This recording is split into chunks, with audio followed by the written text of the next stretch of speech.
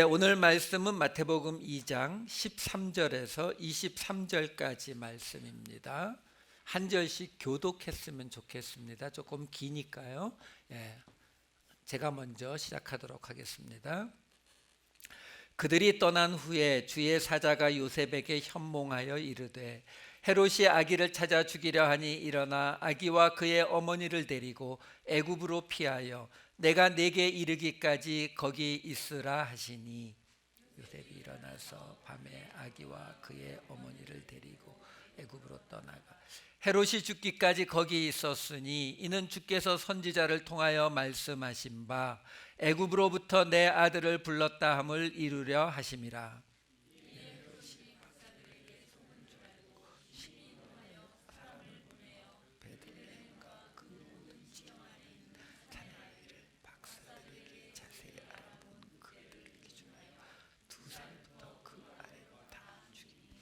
이에 선지자 예레미야를 통하여 말씀하신 바, 라마에서 슬퍼하며 크게 통곡하는 소리가 들리니 라헬이 그 자식을 위하여 애곡하는 것이라.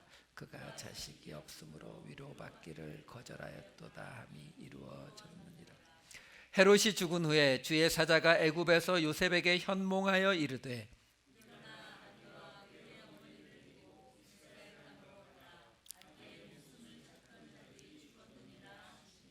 요셉이 일어나 아기와 그의 어머니를 데리고 이스라엘 땅으로 들어가니라.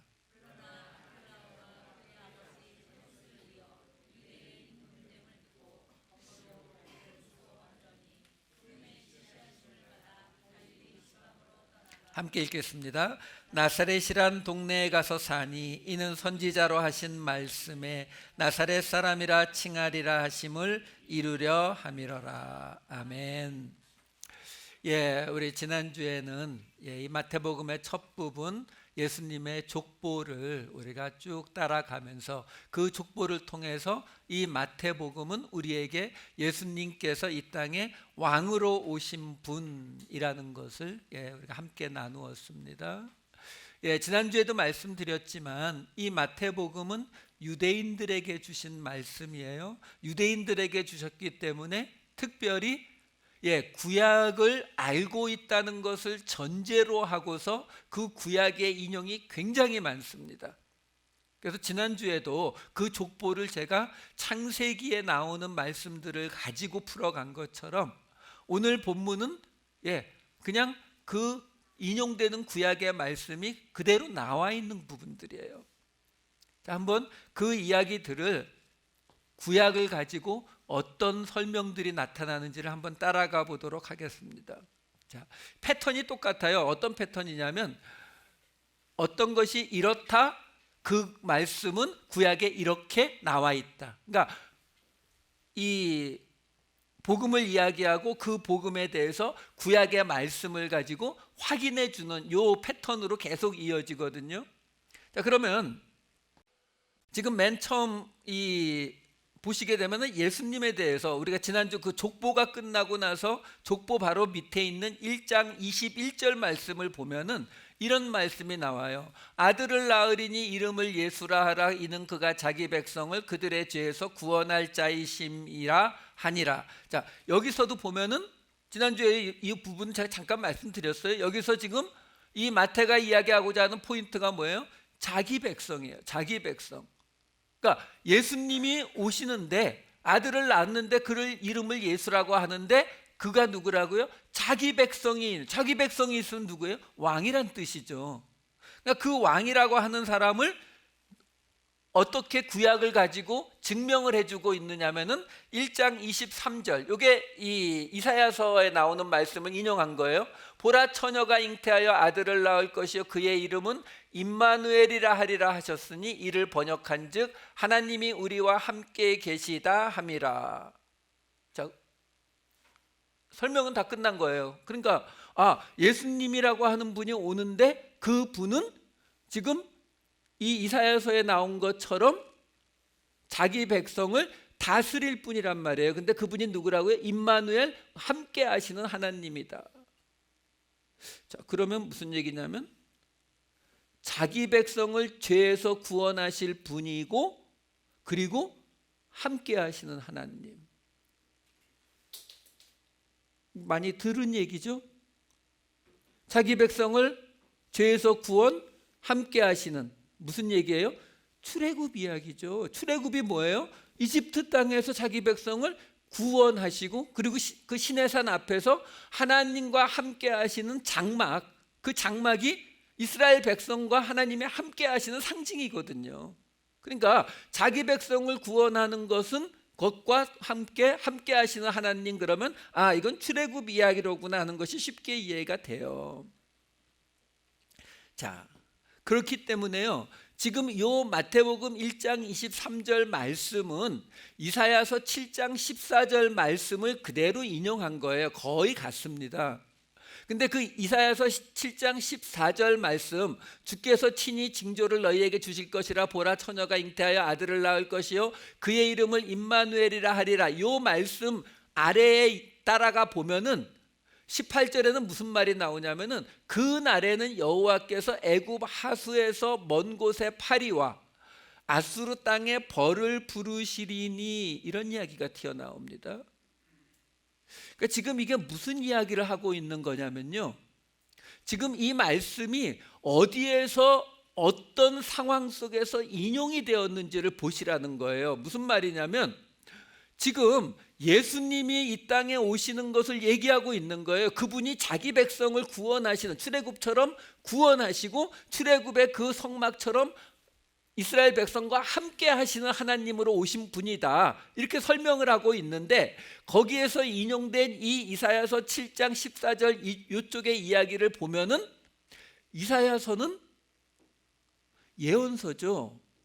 뭘 예언하고 있는 거예요? 너희들 이렇게 가면 망한다, 이거 예언하고 있는 거거든요. 근데 그 유다가 망할 것을 이야기하는데 뭐라고 이야기하냐면은, 애굽 하수에서 파리가 아수르에서 벌이, 이 파리가 지금 애굽을 상징하고 있고 벌이 아수르를 상징하고 있는 건 맞거든요. 근데 우리가 파리, 벌 뭐 이런 거 나오면 이것도 떠오르는 게 출애굽 때 10가지 재앙 중에 있는 것들이잖아요. 그러니까 지금 이 이야기가 우리에게 말해주고 있는 것이 뭐냐면은, 여기서 이미 이 이스라엘 백성들, 지금 이 이야기를 듣는 유대인들이 예수님을 받아들일 수 없는 이유가 여기서 뚜렷하게 하나가 등장을 하는 거예요. 뭐예요? 지금 유대인들에게 주고 있는 말씀입니다. 그 유대인들에게 자기 백성을 구원하실 분이 함께 하시는 하나님으로 온다는 거예요. 자, 자기 백성을 구원하는 분이에요. 근데 이게 출애굽 이야기라 그랬죠. 그 얘기는 지금 뭐예요? 근데 지금 이 사람들은 어디서 이야기를 듣고 있어요? 유대 땅에서요. 근데 그 유대 땅에서 지금 메시아가 오는데, 모세 같은 메시아가 오는데, 그러면 그 이야기가 지금 출애굽 이야기를 다시 반복하고 있다 그러면은, 그럼 뭐 하라는 거예요? 출유다요. 여러분, 우리가 이 부분에 있어서 우리가 오해를 많이 해요. 무슨 얘기냐면은, 우리가 하나님이 우리와 함께 하시기를 원하잖아요. 성령이여 오시옵소서를 우리가 외치거든요. 왜요? 우리의 지금 삶이 힘이 드니까, 고난이 있고 어려움이 있고, 그러니까 하나님 오셔서 나를 이곳에서 구원해 주세요라고 이야기하잖아요. 근데 그렇게 말할 때에, 우리가 그걸 원할 때에 우리가 정확히 원하는 게 뭐냐라는 거예요. 사실 우리가 원하는 그 우리 마음속을 들여다보면은 사실 우리가 원하는 건 뭐예요? 하나님, 나는 큰 문제가 없는데 지금 이 내 상황이, 내 비즈니스가, 내 건강이, 내 가정이, 내 자녀 문제가, 이 모든 것들이 지금 나를 너무나 힘들게 합니다. 그러니까 하나님 오셔서 나와 함께 계셔서 나를 여기서 구원해 주세요라는 거잖아요. 근데 지금 오늘 이 말씀은 무슨 얘기를 해주고 있습니까? 예수님이 오시는데 누굴 구원한다고요? 자기 백성을요. 어디서요? 죄에서요. 그러면 죄는 어디 있어요? 출애굽이 종되었던 땅에서 구원해낸 이야기인데요. 죄에서 구원했습니까? 죄에서 구원한 것이라면은 출애굽에서 바다 건너오고 난 다음에는 이제 더 이상 문제가 없죠. 근데 죄는 누가 갖고 있어요? 이스라엘 백성들이 가지고 있는 거죠. 그러니까 유대인들이 예수님을 받아들일 수 없는 이유가 뭐예요? 유대인들이 식민지였어요. 핍박받고 있었어요. 어려웠어요. 살기도 힘들었다고요. 그러니까 메시아를 기다리고 있었죠. 그래서 왕이신 메시아를, 예수님의 제자들조차도 다윗과 같은 왕으로 오시는 메시아를 기다린 건 같잖아요. 근데 예수님께서 지금 이 마태가 깨닫고 얘기하는 게 뭐예요? 자기 백성을 죄에서 구원하시기 위해서 함께 하시는 분으로 오신다라는 거죠. 그 얘기는 내가 서 있는 그 자리에서 나와야 된다는 거예요. 출유다를 해줘야 예수님을 따라갈 수가 있다라는 거죠. 근데 우리는 유다에서 나올 생각은 하지 않고, 내가 원하는 거는 내가 가지고 있고, 내가 원하지 않는 것들을 하나님 어떻게 좀 떨어뜨려 주세요. 내게 오셔서, 성령님 오셔서 내가 원하지 않는 것들, 나한테 생기는 것들을 떨어뜨려 주세요. 이걸 이야기하고 있잖아요. 아니요, 사도 바울이 수도 없이 이야기하는 게 뭐예요? 옛사람을 죽이고 옛사람을 벗어버리고. 그 얘기는 뭐예요? 내가 여기서 나오라는 거죠. 내 옛사람에서 나를 구원하시기 위해서, 자기 백성을 나로부터 구원하시기 위해서 오신 분이 예수 그리스도란 말이에요. 지금 그 얘기를 우리에게 해주고 있는 거예요. 그래서 함께하는 하나님이 필요한 거죠. 안 그러면은요, 여러분, 우리 많이 하잖아요. 문제가 생기면 교회에 와서 주여 막 눈물 콧물로 기도하고, 문제가 해결되면 감사합니다, 다음번에 또 문제 생기면 올게요. 우리 그러잖아요. 여러분, 그 개념으로는 함께하는 하나님 필요 없어요. 부담만 되죠. 아니요, 우리 예수 그리스도는 자기 백성을 그들의 죄에서 구원하기 위해서 함께하는 하나님으로 오셨다라는 것을 이야기해 주고 있는 거예요. 자, 그리고 나면 그 다음에 나오는 2장 처음에 나오는 이야기가 바로 동방박사가 찾아오는 이야기입니다. 그 동방박사가 찾아오는 이야기에서는 미가서를 인용해서 또 설명을 해주고 있어요. 미가서 2장 6절 말씀 보여주시면은요, 유대 땅 베들레헴아, 너는 유대 고을 중에서 가장 작지 아니하도다. 내게서 한 다스리는 자가 나와서 내 백성 이스라엘의 목자가 되리라라는 이 말씀을 증거로 지금 동방박사가 찾아온 이야기, 이것도 지난주에 잠깐 말씀드렸어요. 왜? 동방박사가 마태복음에만 등장하는데, 동방박사가 그 역할이 뭐라고요? 와서 유대인의 왕이 어디 있느냐, 예수님에 대해서, 이 당시 동방이라고 하는 이스라엘 백성들에게, 특히 구약에서 동방이라고 하는 것은 항상 해가 뜨는 쪽이기 때문에 하나님의 영이 들어오는 쪽이에요. 에스겔서에 나오거든요. 그러니까 그 곳에서, 그 신성한 쪽에서 온 사람들이 뭘 증거하고 갔어요? 유대인의 왕. 그러니까 예수 그리스도는 유대인의 왕이다, 그 얘기거든요. 자세한 이야기는 작년도 크리스마스 설교 때 제가 이 본문으로 설교를 했어요. 그러니까 찾아보세요. 이것까지 하면 오늘 너무 길어져요. 자, 그리고 이제 오늘 본문으로 들어갑니다. 오늘 본문은 세 가지 이야기가 들어가 있어요. 첫 번째가 뭐냐면, 예수님의 아버지 요셉이 꿈을 꿨는데 애굽으로 도망가라, 헤롯이 지금 이렇게 됐다 그래서 애굽으로 도망갔다는 이야기. 그리고 그러니까 예수님을 못 잡아서 헤롯이 그 베들레헴에 있는 아이들을 다 죽였다는 이야기, 두 번째. 그리고 세 번째는 헤롯이 죽고 나서 다시 애굽에서 이제 안전해져서 돌아와서 나사렛에 정착했다는 이야기, 세 번째. 이렇게 세 가지 이야기가 지금 오늘 본문에 들어가 있어요. 자, 이 세 가지 이야기를 자세히 보시게 되면 첫 번째 나오는 이야기와 세 번째 나오는 이야기의 공통점이 많이 나타납니다. 첫 번째 2장 13절 말씀을 보게 되면은 어떻게 시작하냐면, 주의 사자가 요셉에게 현몽하여 이르되, 현몽이라는 게 말이 굉장히 어려운데, 꿈으로 나타났다는 뜻이에요. 꿈으로 나타나서. 그리고 세 번째 이야기도 2장 19절 어떻게 시작해요? 요셉에게 현몽하여 이르되, 이렇게 시작이 돼요. 또 마찬가지로 첫 번째 이야기의 맨 끝인 2장 15절 말씀을 보게 되면은 2장 15절은 어떻게 되냐면 주께서 선지자를 통하여 말씀하신 바, 세 번째 이야기 23절에 보시면 역시 이는 선지자로 하신 말씀에, 이렇게 됩니다. 중간에 있는 이야기는만 유일하게 예레미야를 통해서 하신 말씀이 이렇게 나와 버려요. 그러니까 지금 제가 뭘 얘기하려고 하는지 아시겠죠? 지금 세 가지 이야기라니까요. 첫 번째는 애굽으로 도망간 이야기, 세 번째는 애굽에서 다시 돌아온 이야기, 중간에는 베들레헴의 아기들이 죽은 이야기. 근데 이 첫 번째와 세 번째는 지금 요셉이 꿈꾼 이야기, 선지자가 하신 말씀, 샌드위치요. 많이 나왔잖아요. 양쪽이 똑같고, 그러면 이야기하고자 하는 거는 가운데 햄, 요거 이야기하고 있는 거라고요. 자, 그러면 그 이야기를 조금 자세히 볼게요. 자, 첫 번째 이야기를 보시게 되면 요셉에게 꿈으로 나타나서 애굽으로 도망가라는 이야기가 나와요. 그 도망가라는 이야기가 나와가지고 그 가족이 도망갔는데, 그것이 거기 15절에 보시게 되면 15절 뒷부분에 뭐라고 나옵니까?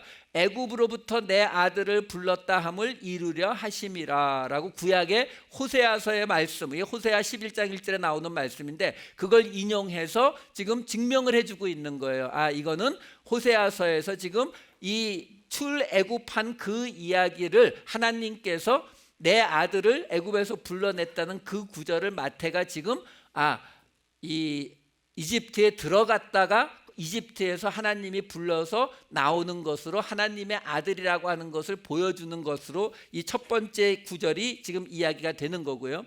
세 번째 이야기는 헤롯이 죽은 다음에 다시 이 애굽에서 돌아오는 이야기가 지금 등장을 하고 있거든요. 이 마태복음 2장 23절 말씀 좀 보여주세요. 23절에 보시게 되면은 여기서 지금 세 번째 이야기는 애굽에 갔다가 돌아오는 이야기인데, 그 돌아오는 이야기의 맨 끝에 똑같이 뭐라고 이야기하고 있느냐면은 나사렛이라고 하는 동네에 가서 사니 이는 선지자로 하신 말씀에 나사렛 사람이라 칭하리라 하심을 이루려 하심이라, 이렇게 나와요. 자, 문제는 지금 세 가지 이야기가 있는데, 지금 패턴은 먼저 이야기하고 구약으로 증명하고, 먼저 이야기하고 구약으로 증명하고 있는데, 이 세 번째 이야기는 구약으로 증명을 하고 있는 것 같아요. 왜? 선지자의 말씀에 나사렛 사람이라 칭하리라 하셨던 것을 이룬 거라고 얘기하시니까, 그러니까 구약이 나와야 될 것 같은데, 문제는 이 이야기가 나오는 구약 말씀이 없어요. 그래서 이 학자들이 여기서 지금 마태가 이 나사렛 사람이라고 하는 이 나조라이오스라고 하는 이 헬라어 단어가 마가복음에도 누가복음에도 나오지 않는 독특한 단어를 만들어 쓰거든요. 그리고 여기 선지자들의 복수로 있고 뭐 이거 몇 가지 있어요. 이런 것들을 합쳐가지고 이 신학자들이 여기에서 인용된 말씀은 이사야서에 나오는 말씀을 인용한 것이다 라고 봅니다. 이사야서 11장 1절 말씀을 인용한 거라고 봐요. 자, 이사야서 11장 1절 말씀이 뭐냐면, 이새의 줄기에서 한 싹이 나며 그 뿌리에서 한 가지가 나서 결실할 것이요. 나사렛 사람이라고 칭할 것이다 라고 했는데, 나사렛이라는 말은 등장도 안 하는데요. 지금요, 이것도 예수님에 대한 구절이거든요. 이새는 다윗의 아버지잖아요. 그러니까 이새의 줄기, 다시 말해서 다윗의 족보에서 한 싹이 나고, 이 싹도 예수님을 뜻하는 거죠. 그러니까 예수님이 누구라고요? 다윗의 자손이라는 뜻이고, 그렇죠? 그 다음에 그 뿌리는 뭐예요? 다윗의 그 집안이 줄기면 뿌리는 뭐예요? 이스라엘 전체겠죠. 그렇죠? 그 이스라엘 전체 뿌리에서 한 가지가 나요. 그러면 이스라엘에서 가지가 났다 그러면 그 가지는 뭐겠어요? 지파겠죠. 지파. 12지파. 그렇죠? 여기에서 가지라고 이 브랜치, 나뭇가지로 사용된 히브리어가 바로 네제르라고 하는 나사렛과 같은 이 단어, 자음을 갖는 단어예요. 네제르. 그래서 이 이야기가 바로 금방 보았던 예수님이 나사렛 사람이라 불리울 것이다 칭한다라는 그 말의 인용이다라고 보는 거죠. 자, 그러면은 여기에서 지금 무슨 이야기가 지금 등장을 하게 되는 거냐면, 쉽게 말씀드려서 이렇게 되는 거예요. 나사렛 사람이다라는 그 말은 어떤 것을 의미하느냐면은 바로 예수님께서 다윗의 자손이면서 동시에 유다 지파라고 하는 것을 말하고 있다라는 거거든요. 자, 여기서 잠깐 홀드하고요. 뭘로 들어가냐면 여기서 요셉의 이야기를 잠깐 봅시다. 요셉이요. 요셉은 예수님의 아버지예요. 아버지인데 이 요셉에 관한 이야기는요, 딱 여기 마태복음에서만 나옵니다.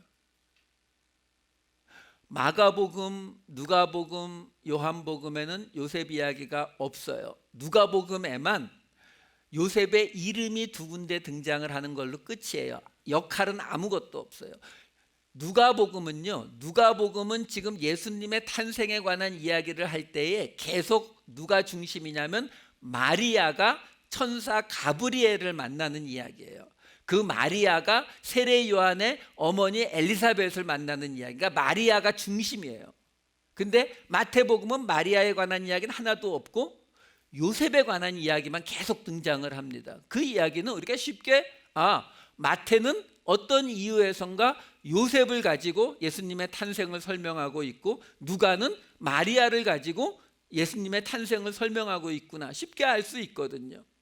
자, 근데 그 요셉이 말이에요, 요셉이 처음 이 마리아가 임신했다는 것을 아는 그 이야기에서도 1장 21절에서도 뭐라고 나오냐면은 이 주의 사자가 현몽하여 이르되, 다시 말해서 요셉이 꿈을 꿨다는 거예요. 그런 거 보면은 이 마리아가 요셉보다는 조금 수준이 위인가요? 마리아는 계속 천사를 직접 만나서 대화를 하는데 요셉은 다 꿈이에요. 1장 21절에서도 꿈이고, 아까 금방 보았던 첫 번째 2장 13절에서도, 그리고 2장 19절에서도 요셉은 다 꿈을 꾸어서 그 꿈 속에서 주의 사자를 만나서 그 애굽으로 도망가라 돌아와라 이 이야기를 다 듣거든요. 자, 이 정도면은 짐작이 가지 않으세요? 요셉, 꿈, 창세기 나오는 요셉 이야기잖아요. 그 창세기 나오는 요셉, 창세기에서 뭐라 그래요? 저 꿈꾸는 자가 온다 이렇게 말하잖아요. 그 이야기는 지금 이 마태가 이 이야기를 통해서 뭘 얘기해 주고 있는 거라고요? 이건 지금 출애굽 이야기를 하고 있는 거야 라는 것을 지금 수도 없이 말을 해주고 있는 거예요. 왜? 요셉이 바로 애굽에 들어간 사람이고, 그리고 요셉이 다시 나오죠. 그 뼈가 돼갖고 나오지만 어쨌든 나온단 말이죠. 지금 그 이야기를 예수님의 이야기에 똑같이 연결해서 지금 설명해 주고 있는 거예요. 그래서 이 나사렛이라고 하는 이 장소도 이 마태복음에서는 아까 보았던 그 나사렛 2장 23절 말씀을 보시게 되면은 말씀에 나사렛 사람이라 칭하리라 한 것을 이루게 되기 위해서 나사렛 동네에 가서 살았다라고 나오잖아요. 진짜요? 누가복음에 보면은요 이런 구절이 있습니다. 1장 26절 27절, 여섯째 달에 천사 가브리엘이 하나님의 보내심을 받아 갈릴리 나사렛이란 동네에 가서 다윗의 자손 요셉이라 하는 사람과 약혼한 처녀에게 이르니 그 처녀의 이름은 마리아라. 나사렛이 어디라고요? 처갓집이죠.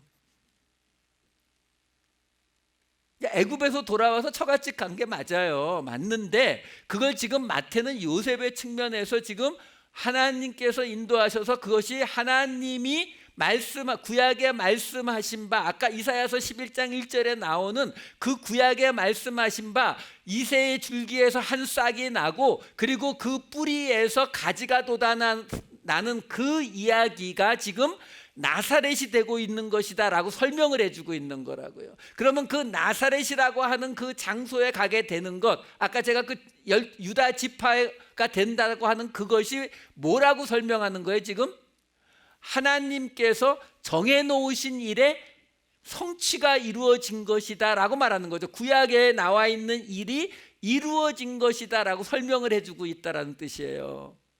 그러니까 지금 이 이야기가 출애굽에 관한 이야기라고 하는 것을 마태가 이야기하는데, 그 출애굽에 관한 이야기에 지금 지금 샌드위치의 양쪽 끝을 설명해 드리고 있는 거거든요. 그러니까 양쪽 끝을 통해서 하고 있는 이야기가 뭐예요? 이 이야기는 출애굽의 이야기고, 출애굽의 이야기라는 건 뭐예요? 구원자의 이야기, 너희들의 구원에 관한 이야기를 하고 있는 건데, 그 구원자가 오셨는데 그 구원자가 누구라고요? 다윗의 후손 유다 지파로 오신 분. 그래서 이분이 그것을 이루시기 위해서 나사렛 사람으로 칭하게 되었다라고 설명을 하고 있는데, 그 분이 바로 예수 그리스도다라고 지금 설명한 것이 샌드위치의 양쪽을 지금 설명해 드린 거예요. 자, 이걸 통해서 지금 본래 하고 싶은 이야기는 가운데 있는 이야기라고 말씀드렸잖아요. 그 가운데 있는 이야기가 뭐냐라는 거예요. 그게 바로 유대인들에게 남아있던 밀린 숙제예요. 그게 오늘 설교 제목이에요. 마태는요, 단순히 예수님이 출애굽과 같이 너희를 구원하러 오신 분, 거기까지는 맞아요. 근데 그러면은 다윗 왕 같은 왕으로 오셔도 되는 거 아니에요? 이스라엘 백성을 구원하러요. 다시 모세처럼 그들의 모든 어려움 속에서 그들을 건지는 메시아로 오면 되는 거잖아요. 근데 마태는 거기서 한 발 더 나가더라는 거예요. 그 더 나가는 게 뭐냐면 여기 이제 2장 18절 말씀이죠. 지금 헤롯이 화가 나서 그 베들레헴 근처에 있는 2살 이하의 아기들을 다 죽여버렸거든요. 그러니까 죽이니까 당연히 거기에서 통곡이 일어날 거 아니에요. 그것을 예레미야에서 말한 바라고 하면서 2장 18절에 나오는 구절이에요. 라마에서 슬퍼하며 크게 통곡하는 소리가 들리니 라헬이 그 자식을 위하여 애곡하는 것이라. 그가 자식이 없으므로 위로받기를 거절하였도다 함이 이루어졌느니라. 좀 어려운 구절입니다. 자, 우선 이게 일반적으로 어떻게 해석이 되냐면, 라마라고 하는 곳은 사무엘상 맨 1장 1절에 나오는 사무엘의 아버지 엘가나의 고향으로 나오는 곳이에요. 예수님 장례 치러준 아리마대 요셉, 그 아리마대가 이 라마라고, 이 유세비우스라고 하는 유대 역사가가 설명해 줍니다. 그러니까 그 라마라고 하는 곳인데, 문제는 라헬이라고 하는 이 사람은 베들레헴 근처에서 죽어요. 이 둘째 베냐민을 낳다가 죽거든요. 근데 왜 갑자기 이 라헬이라고 하는 사람이 튀어나왔느냐라는 거죠. 사실 가만 생각해 보면은 갑자기 아니에요. 왜? 지금 이 전체 이야기가 누구를 중심으로 얘기를 풀어가고 있었어요? 요셉이요. 근데 요셉의 어머니가 라헬이죠. 그렇죠? 야곱이 라헬을 통해서 낳은 자식이 둘이란 말이에요. 요셉과 베냐민. 그러니까 여기 라헬이 나오는 거예요. 지금 이 요셉 이야기를 갖고 풀어가고 있기 때문에 나온다고요. 자, 근데 그 라마라고 하는 곳이 어디에 등장을 하냐면 예레미야서 40장 1절에 이렇게 등장합니다. 사령관 느부사라단이 예루살렘과 유다의 포로를 바벨론으로 옮기는 중에 예레미야도 잡혀 사슬로 결박되어 가다가 라마에서 풀려난 후에 말씀이 여호와께로부터 예레미야에게 임하니라. 그러니까 예레미야가 이 바벨론이 다 정복해 와가지고 포로들을 잡아갈 때 같이 끌려가다가 라마라고 하는 곳에 모여 있을 때 거기서 풀려난 거예요. 그러니까 이 말씀을 근거로 대부분 이 라마라고 하는 곳은 아마 그 당시 이곳저곳에서 이스라엘 백성들을 포로로 잡아서 모이는 일종의 집결지 같은 곳이어서, 그래서 하나님께서 이 라마라고 하는 곳에 잡혀와 있는 그 당신의 백성들을 보면서 눈물 흘리는, 슬퍼하시는 그 모습을 지금 설명한 것이 라마에서 통곡 소리가 들린다라고 설명한 것이다. 근데 그것을 뭘 가지고 설명하냐면 바로 라헬의 이야기를 가지고 설명하고 있다. 근데 라헬은 자기가 죽을 때 어떤 일이 있었다고 나오냐면 창세기 35장 16절 18절에 보면은 이런 구절이 나와요. 그들이, 그러니까 야곱 일행이 베델에서 길을 떠나 에브랏에 이르기까지, 이 에브랏은 베들레헴입니다. 이 미가서에 보면은 베들레헴 에브라다야 하고 나오거든요. 그러니까 베들레헴의 옛 이름이에요. 에브랏에 이르기까지 얼마간 거리를 둔 곳에서 라헬이 해산하게 되어 심히 고생하여 그가 죽게 되어 그의 혼이 떠나려 할 때에 아들의 이름을 베논이라 불렀으나 그의 아버지는 그를 베냐민이라 불렀더라. 여기서 베논이라고 하는 말이, 베는 아들이고요, 이 온이 뭐냐면은 슬픔이에요. 그러니까 이 라헬이 죽으면서 아들의 이름을 슬픔의 아들이라고 지으니까 야곱이 그 아들의 이름을 베냐민, 오른손의 아들로 바꿔버립니다. 그러니까 이 구절을 이 예레미야서에서는 어떻게 해석을 하고 있는 거냐면, 거기서 라헬이 울었잖아. 라헬의 슬픔이 있었거든. 근데 그게 라마에서 그 이스라엘 백성들이 포로로 잡혀가는 걸 보고, 그걸 보고 어머니 격인 라헬이 슬픔을 겪는 것을 하나님의 슬픔을 나타내는 것이다 라고 이 이야기들을 해석한다고요. 근데 문제가 있어요. 무슨 문제가 있냐면, 라마라고 하는 곳은요, 이 예루살렘을 중심으로 해서 북쪽으로 있는 곳이고요, 지금 이 라헬이 죽은 곳은 남쪽입니다. 베들레헴은요, 같은 곳이 아니에요.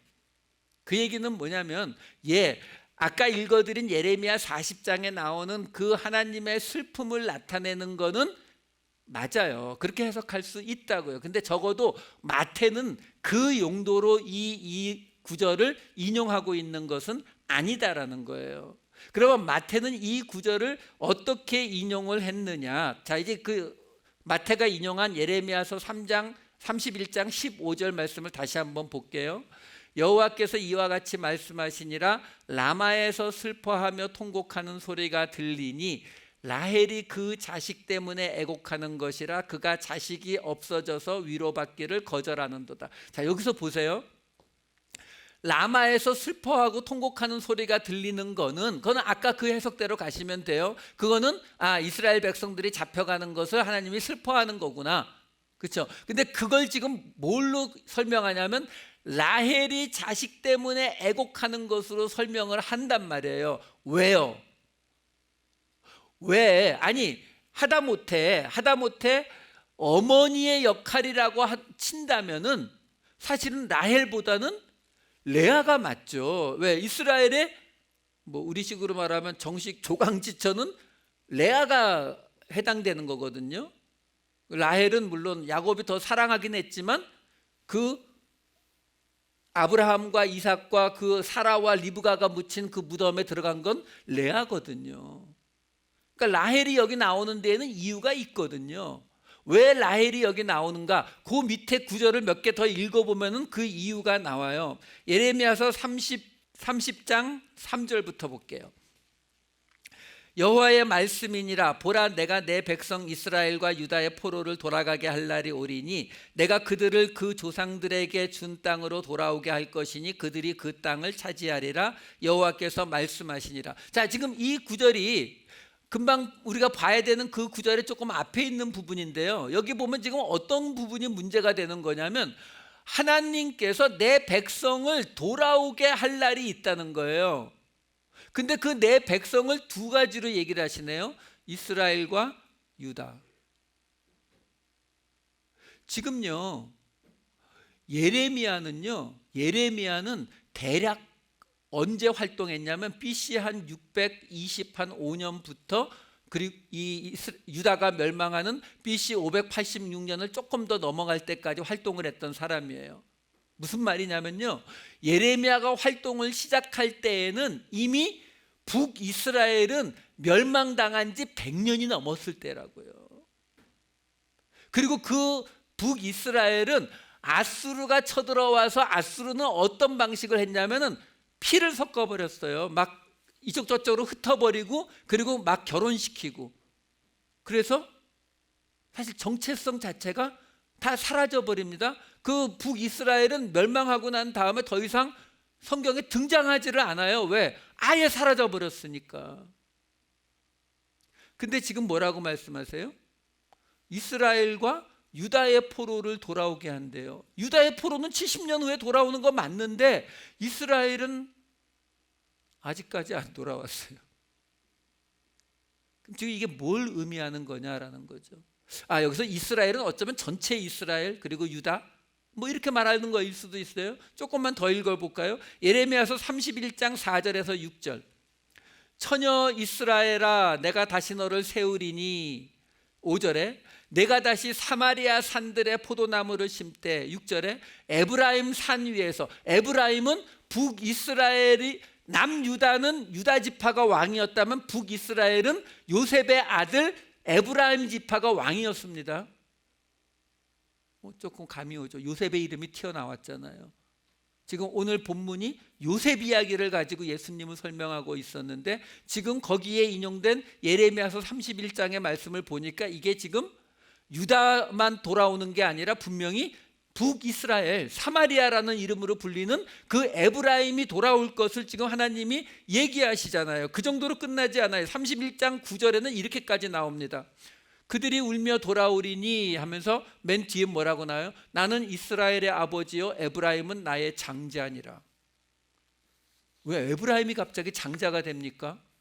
유다가 장자죠. 유다가 안 된다면 루벤이 장자죠.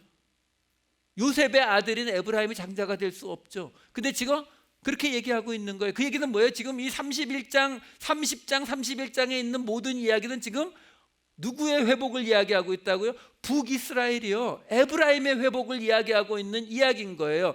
그 이야기를 하면서 거기에 라헬의 통곡 소리가 들린다라고 지금 이야기하고 있다라는 거죠. 마찬가지예요. 우리가 31장 15절을 지금 이 마태가 인용했는데 그 바로 뒤에 이어지는 31장 16절도 이렇게 나와요. 여호와께서 이와 같이 말씀하시니라 내 울음소리와 내 눈물을 멈추어라. 내일에 삭슬받을 것인지 그들이 그의 대적의 땅에서 돌아오리라. 여호와의 말씀이니라. 이 북이스라엘이 돌아올 것을 지금 얘기하시는 거예요. 18절 에브라임이 스스로 탄식함을 내가 분명히 들었노니 주께서 나를 징벌하심에 멍에에 익숙하지 못한 송아지 같은 내가 징벌을 받았나이다. 주는 나의 하나님 여호와이시니 나를 이끌어 돌이키소서. 그리하시면 내가 돌아오겠나이다. 에브라임이 돌아오겠노라고 다시 그거에 응답하는 장면이고 20절에 가면은 하나님께서 또 에브라임은 나의 사랑하는 아들 기뻐하는 자식이 아니냐라고 이야기하면서 내가 반드시 그를 불쌍히 여기리라. 여호와의 말씀이니라. 이렇게 이어지더라라는 거죠. 결국 지금 하나님께서 이 예레미야 31장에서는 분명히 사마리아가 바로 에브라임이 북이스라엘이 회복돼서 돌아올 것을 이야기하고 계시더라라는 거예요. 근데 그 이야기를 지금 그대로 마태가 가지고 와서 그 이야기를 지금 하고 있는 거예요. 왜?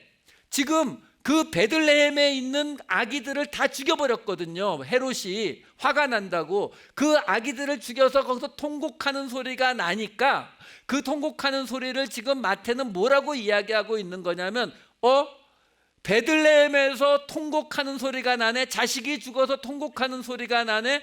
그 이야기는 곧 라마에서 라헬이 통곡했던 그 사건과 같이 이제 북이스라엘의 회복이 일어날 것을 이야기하는 거야. 이렇게 풀어가고 있는 거예요.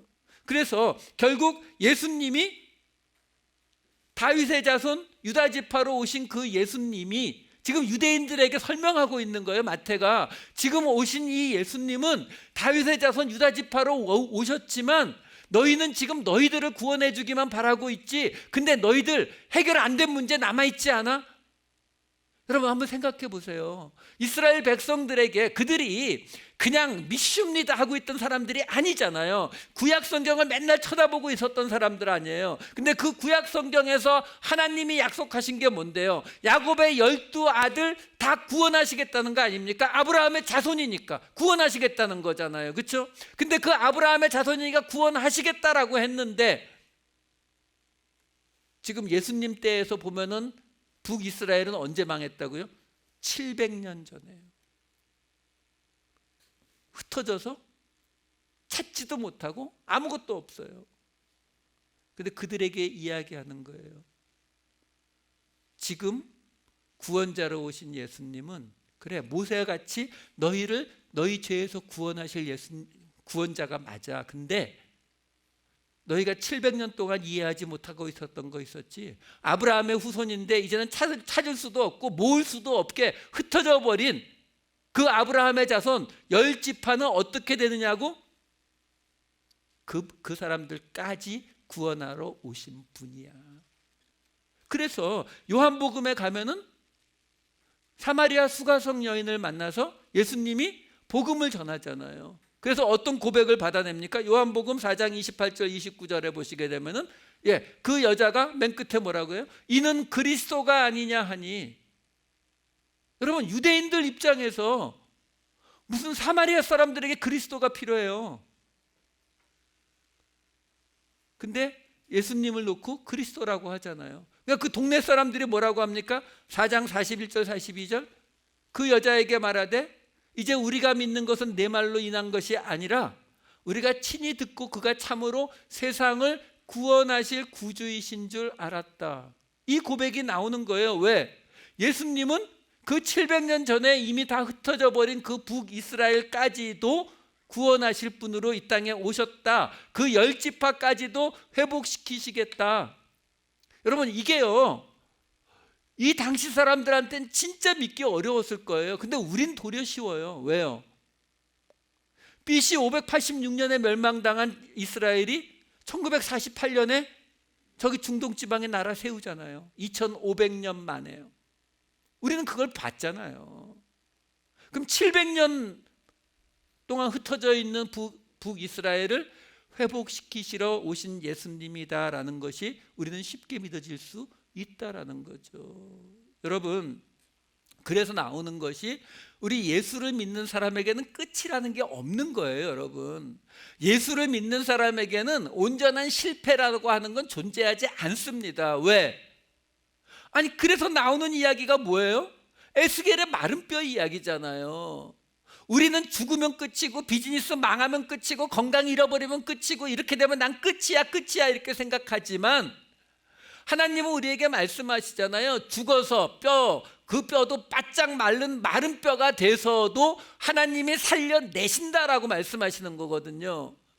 그 이야기를 지금 마태는 여기서 우리에게 보여주고 있는 거예요.